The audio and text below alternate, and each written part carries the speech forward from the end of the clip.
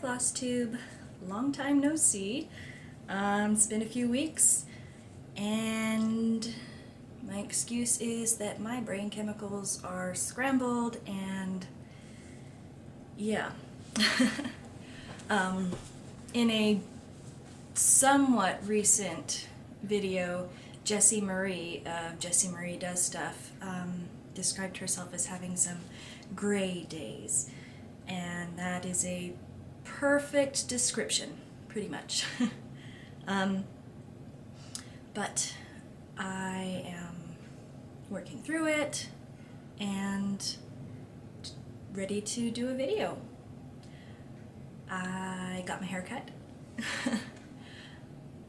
My sisters and I were conversing over video chat and kind of complaining about our hair, and we didn't like growing it long and we really wanted to cut it short, and I was finally like, you know what?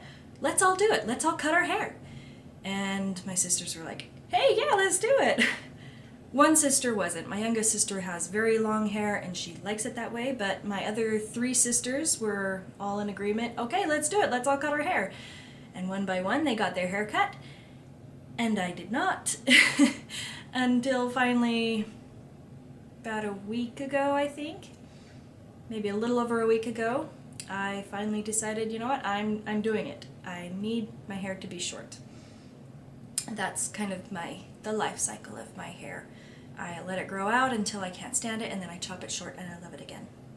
So, short hair, super fun.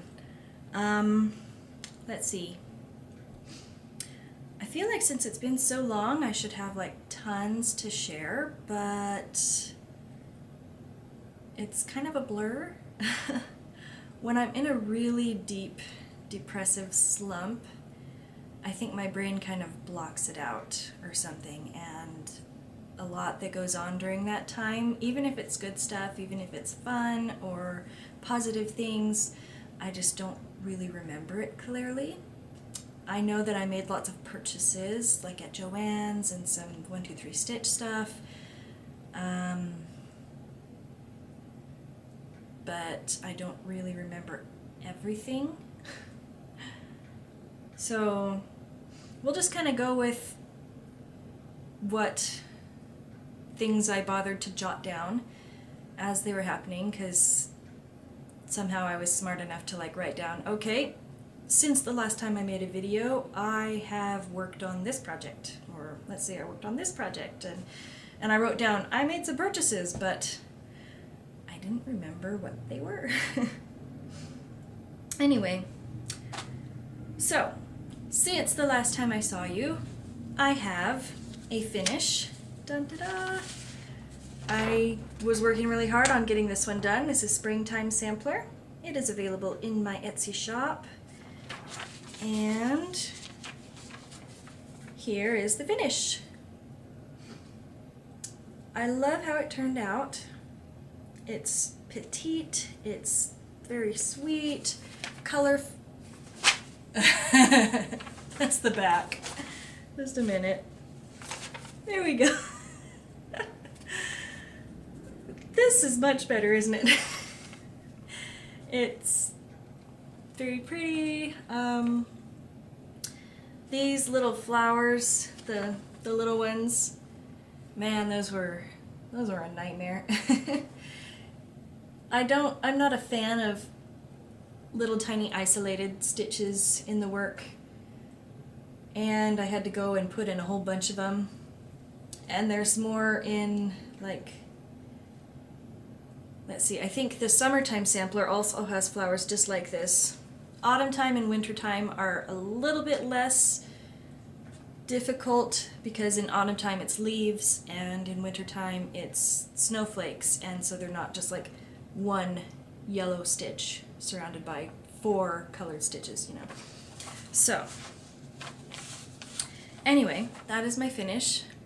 Oh, I should I have a bunco game that the kids have been playing with. I should have grabbed my little bell and done a Pam and Steph ding for a finish, but there it is.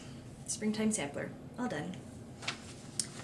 So having finished that, that's a good place to toss that. having finished that, I continued working on Summertime Sampler. I didn't get very far on this during this time period. Other things caught my attention. Make sure it's facing forward. I just worked a bit on the border. I don't remember exactly where it was last time I showed it, but I know that I put in at least like this green part. I don't know how far up, but yeah. So I got some more border done on that one. I see, just like the Springtime Sampler, it's got these little isolated flowers that are just going to be such a joy to stitch. Anyway, Summertime Sampler. Again, that one is available in my Etsy shop. I feel like as far as what I've stitched on since the last time I made an update video has only been my designs, things that I've designed. That wasn't on purpose, but just, yeah, disclaimer, everything that I've worked on, I designed. So there's that. I put some work into While Lilies Flourish.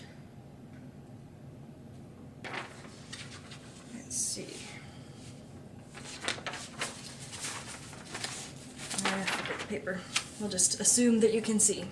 Man, this is big and unwieldy. I finished up the border around the words. Let's see, my goodness. I finished the house. I think I was filling in the windows.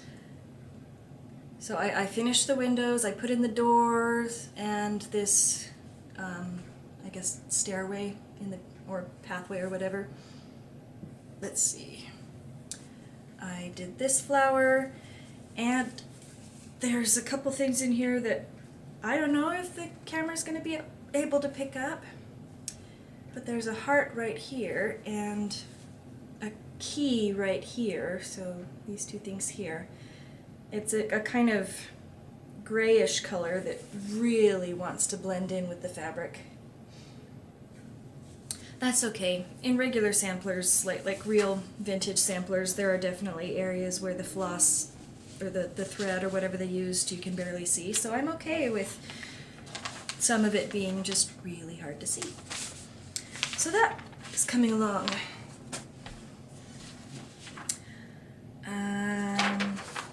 Saxon Transylvania band sampler. There is a stitch along for this and its companion piece, Ye Olde Band Sampler. And I'll link the Facebook group below if you're interested in that. You don't actually have to be stitching one of these to be a member of the group, I guess. If you want to just come in and see the pictures that others have posted, that's cool too.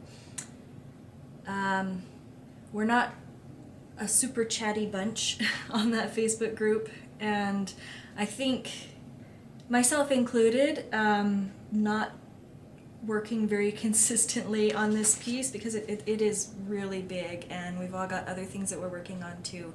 So at this point, updates are not, like I said, not very consistent, but I'm going to be trying to work on mine more. I think I've only picked it up once since the last time I updated, so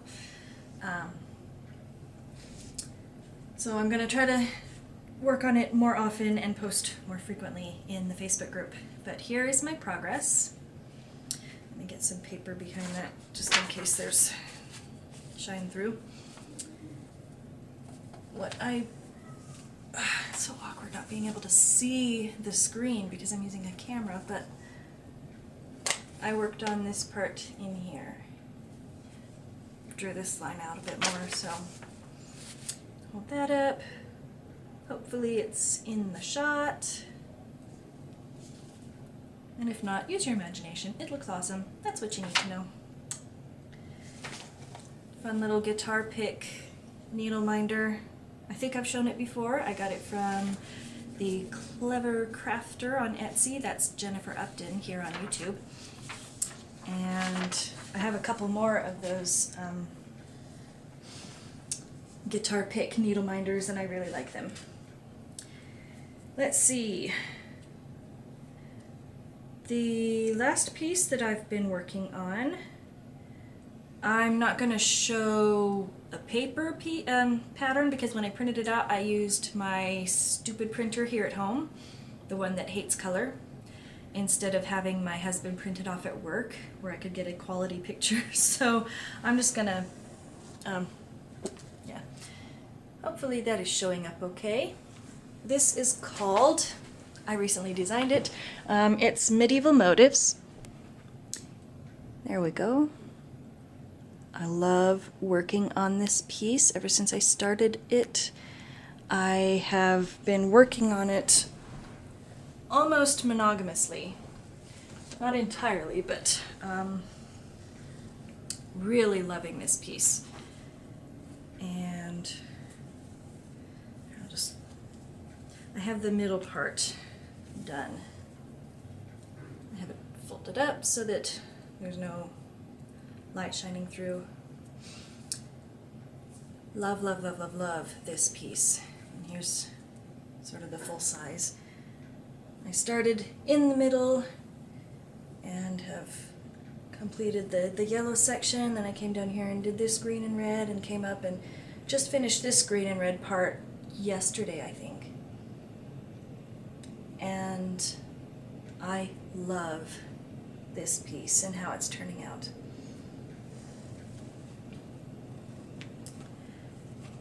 Love it. So that is my new start, new design that I have put in the Etsy shop. Let's see. There was another one that I designed somewhat recently, and I never did post about it or do anything, and I haven't started working on it yet, but this is Little Purple Pansies. Just a cute small piece, and I love her with her little dress and crazy hair and the big pansy and stuff, and more small isolated flowers because I like the look of them, I guess, and that's why I designed them. So those are my two latest patterns, Little Purple Pansies and Medieval Motives. Let's see. I took up a new craft because obviously I don't have enough. I mean, cross stitch, crochet, knitting, sewing, piano and organ, and you know, obviously all that stuff isn't enough. I had to find a new one, and what I have started is tatting, shuttle tatting. Not many people that I know are very familiar with this. My grandmother does tatting. It's a method of like making lace things, and I thought that it was about time that I figure out how to do it. She tried to teach me when I was a little girl, and it was just too complicated for my little hands to figure out. But as an adult with a lot of fiber crafts and, you know, handwork under my belt, it has been surprisingly easy to pick up. This was the first thing that I made. It's not really anything. This is practice making rings and picots, and it's not very good. But once I had a little bit of practice under my belt, I was able to make, I'm not sure how to hold this up, this little doily thing. Very small, very, very simple to make. And And from there, I decided to take on something a little more complicated. And I made this, it's supposed to be a heart. I realized partway through making it that I had made some mistakes. Cat hair tatted into it. Like these are joined on the incorrect picots, and here I put in 2 picots when I should have only put in 1, so it's kind of lopsided, but still, I mean, it's pretty cool. And having made it once and figured out where I was liable to go wrong and what I was supposed to do instead, I got some pink thread out and made one correctly. And it's so pretty. I don't know if there's like a right side or a wrong side. I think this might be the right side. It's hard to tell. I still have a lot of practicing to do to get my picots even. I know there are picot gauges, but I didn't want to spend more money, and I want to be able to do it just by sight and feel, and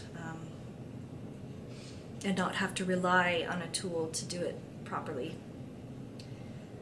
So it'll take some practice, but I got some pretty good looking picots here. These ones are really even. Those look nice. Oh, that feels cool. That feels fun. So yeah, that's my little tatted heart. And then I did this. This was just like a little practice thing, working with 2 shuttles instead of 1, and 2 colors. I did make a mistake.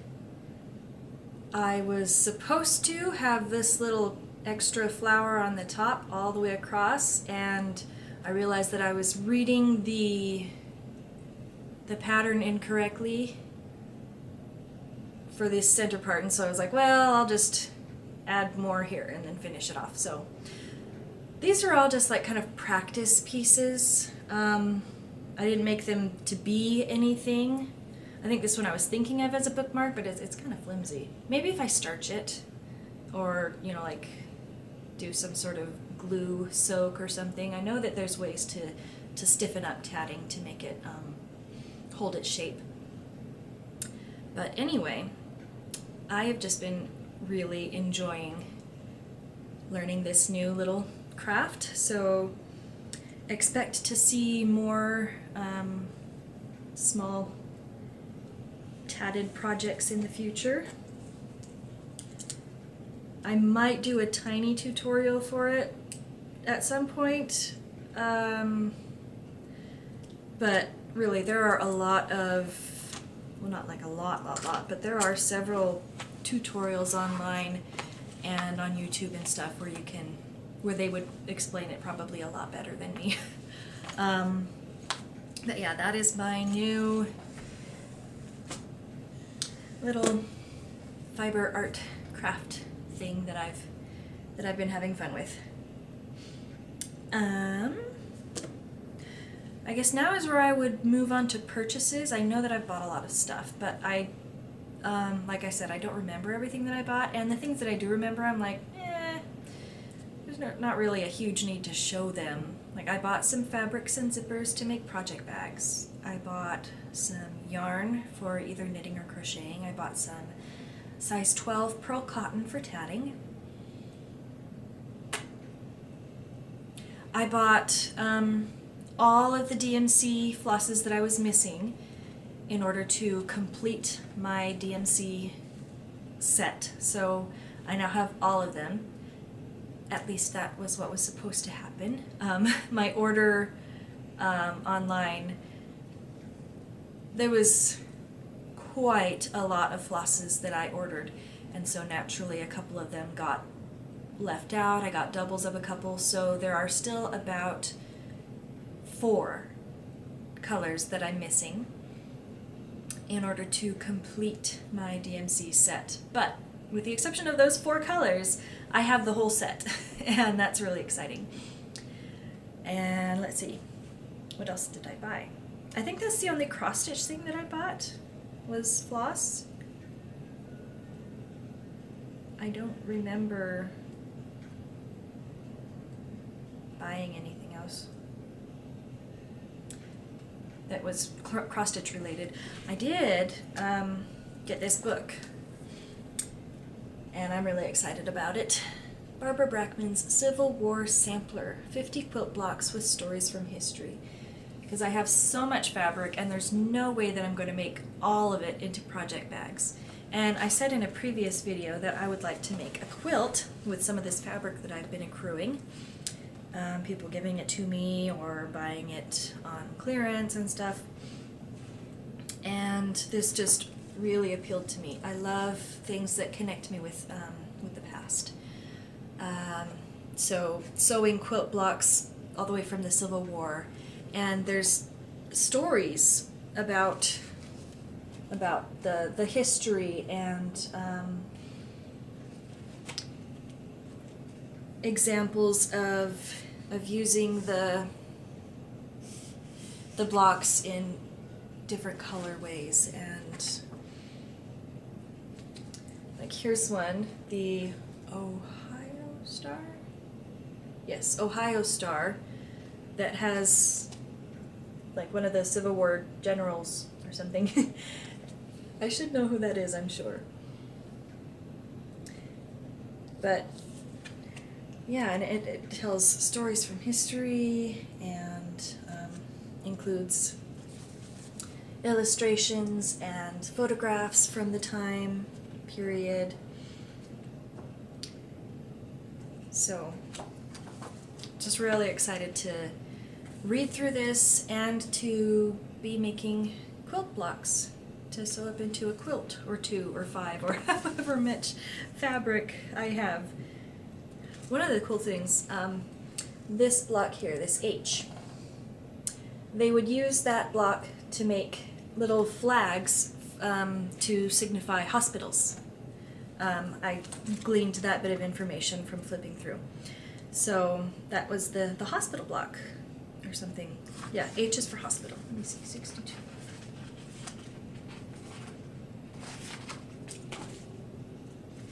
Yeah, see. Flags communicate basic information to armies opposite on a battlefield. White banners indicate the familiar sign of surrender. Yellow flags indicated a hospital's no-fire zone. Confederate, blah, blah, blah, there's a quote. Yeah, there's quotes and like journal entries and stuff too. Later in the war, the Union Army modified the simple yellow rectangle by adding a green H to alert friend and foe that patients were sheltered below it. We can remember the field hospitals with this block, drawn from an antique crib quilt pictured in my book, Civil War Women. I have no evidence that this pattern, a combination of log cabin and log fence, held any symbolic meaning, but you can color it in symbolic fashion. Okay, so they would have yellow flags with a green H on it, and this block is designed to signify that. Anyway, just lots of really interesting historical information and beautiful quilt blocks. Excited about that. And now that my lap is empty of all my projects, I remembered there was one other finish that I had, but I can't show it because it was already gifted. It was the Biscornu that I was making for the Great Biscornu Swap, and I'll link that Facebook page below too, because it's a really fun group, and swapping Biscornus is just lots of fun. So I did, however, film a little bit of video before I sent it off, so I'm going to put that in right here. Okay, so this is the completed Biscornu. It's so cute. As I've shown before, here's the lighthouses, the starfish, the beach huts.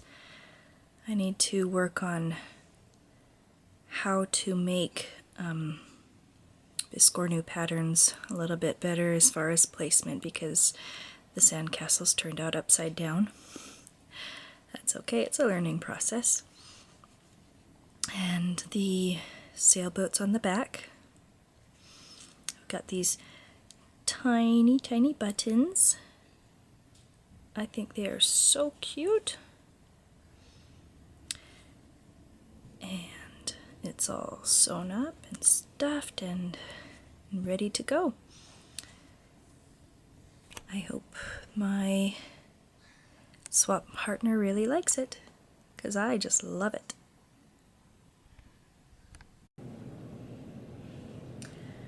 I just really like that pattern, how it came out. I don't remember if I mentioned in that little video clip how I came up with it. It was just, I've shown the Reader's Digest Big Book of Cross Stitch Designs in my videos before, but it was just a variety of motifs from different samplers and patterns from that book, and then all stitched really tiny on 22 count hardanger.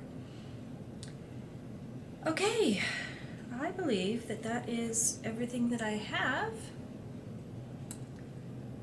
I will do my best to get back to updating and filming and stuff every week.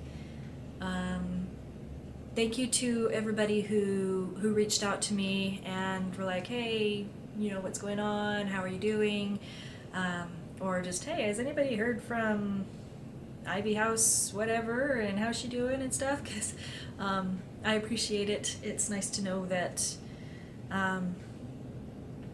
that I am known and appreciated by other people, and that helps when I'm struggling. It really does. So thank you for watching, for subscribing, for commenting, and letting me know that you care, that you like my projects, my patterns, my videos, and I will see you hopefully next week.